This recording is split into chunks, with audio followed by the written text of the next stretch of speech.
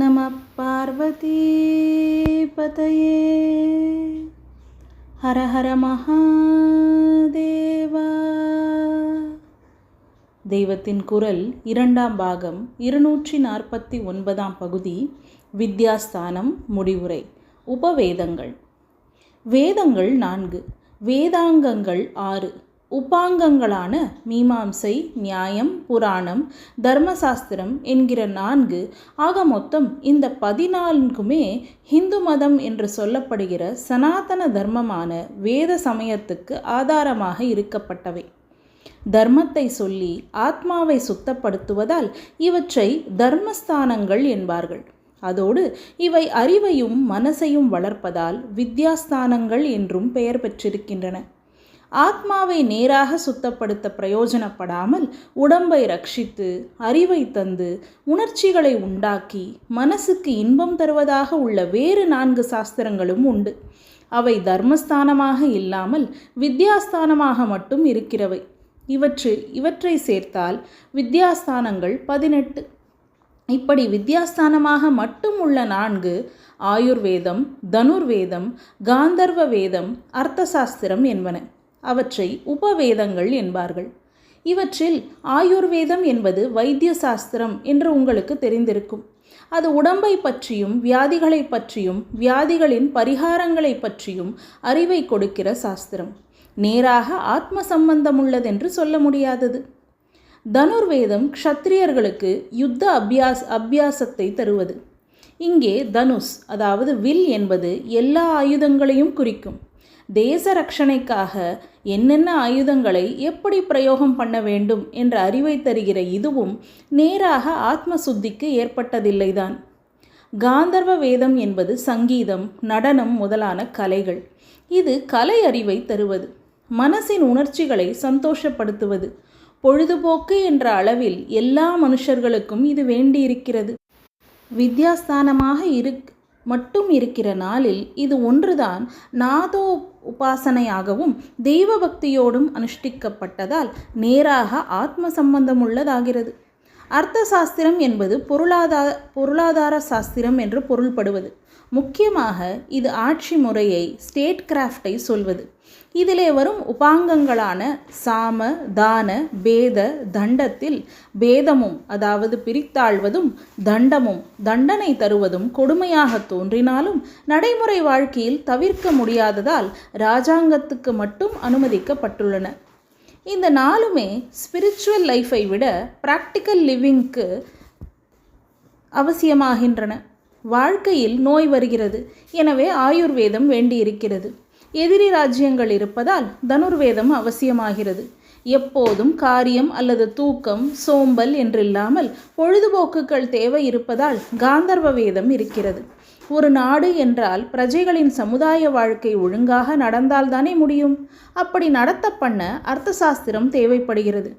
இவை பிராக்டிக்கல் நெசசிட்டிகள். அதனால் இவற்றின் பலனும் பிரத்யக்ஷம்.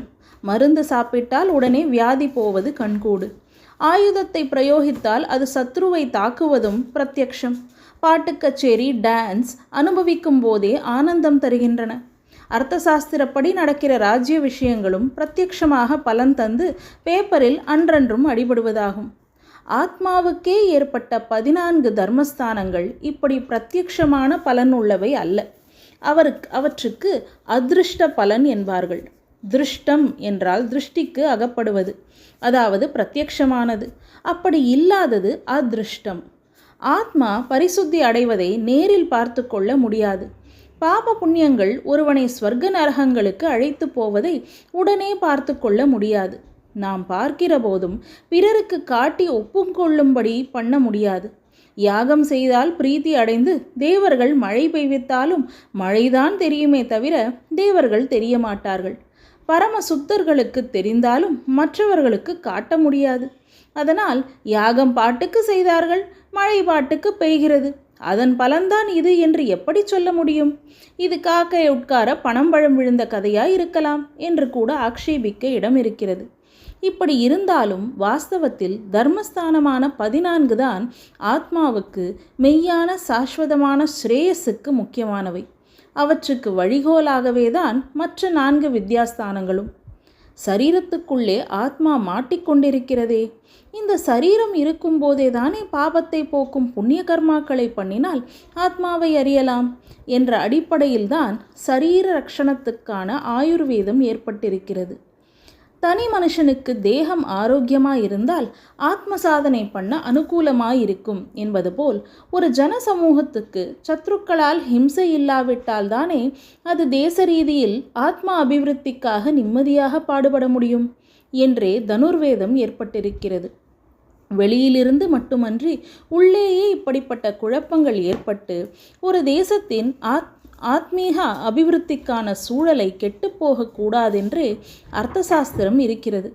மனுஷனின் மன நெரிசலை போக்கி அவனுடைய கலா ரசனையை வளர்த்து விடுவதும் ஆத்மக்ஷேமத்துக்கு அவசியம் என்பதால்தான் காந்தர்வ வேதம் இருக்கிறது. இப்படி இன்டைரக்டாக ஆத்மாவுக்கு சகாயம் பண்ணுவதாலேயே இந்த 4க்கும் உபவேதங்கள் என்ற உயர்வான பெயர் இருக்கிறது. அர்த்தசாஸ்திரம் நீங்களாக மற்ற 3 பெயரிலுமே வேதம் என்று வருகிறது. ஆயுர்வேதம், தனுர்வேதம், காந்தர்வ வேதம் 4 வேதங்களுக்கு இந்த 4ம் உபவேதம் என்பார்கள். ஆகையால் இந்திரிய சௌக்கியம், கொலை முதலான தப்பு தண்டாக்களில் கூட இழுத்துவிட இந்த 4ல் இடமிருப்பதாக தோன்றினாலும் வாஸ்தவத்தில் நடைமுறை லோகத்தின் தேவைகளை அனுசரித்தும் முடிவில் ஆத்மாவுக்கே உதவும்படியாகத்தான் இந்த 4 சாஸ்திரங்களும் ஏற்படுத்தப்பட்டிருக்கின்றன. இந்த 18ஓடு இப்போதுள்ள அத்தனை சயின்ஸ்களிலும் ஆர்ட்டுகளிலும் ஒன்று பாக்கி இல்லாமல் அத்தனைக்கும் நம்மிடம் பிராச்சீனமான சாஸ்திரங்கள் இருக்கின்றன. நம் ஆயுர்வேதம் ஒன்றிலேயே நவீனர்களின் physiology, zoology, botany, medical science, chemistry இத்தனையும் வந்துவிடுகின்றன. இப்படி அநேகம். இவற்றில் சர்ஜரி, கணிதத்தில் சைஃபர் முதலான பல விஷயங்கள் இந்தியாவிலிருந்தே மற்ற எல்லா தேசங்களுக்கும் கிடைத்ததாக இப்போது சகல தேசத்தாரும் ஒப்புக்கொள்கிறார்கள். துருக்கர்கள் வந்து நம் தேச வாழ்வில் நிம்மதியை கெடுத்து அந்நியராட்சி ஏற்பட்ட பின் இப்படி சகல வித்யைகளும் 64 வித்யை என்று ஒரு கணக்கு நாம் ஆராய்ச்சி பண்ணுவதற்கு ஊக்கமும் மானியமும் போய்விட்டது. அதற்கு அப்புறம்தான் நாம் சயின்ஸில் பின்தங்கியவர்களாகி விட்டோம். அதற்கு முன் நாம் கண்டுபிடித்திருந்த அநேக விஷயங்கள் மற்றவர்களுக்கு தெரியாது.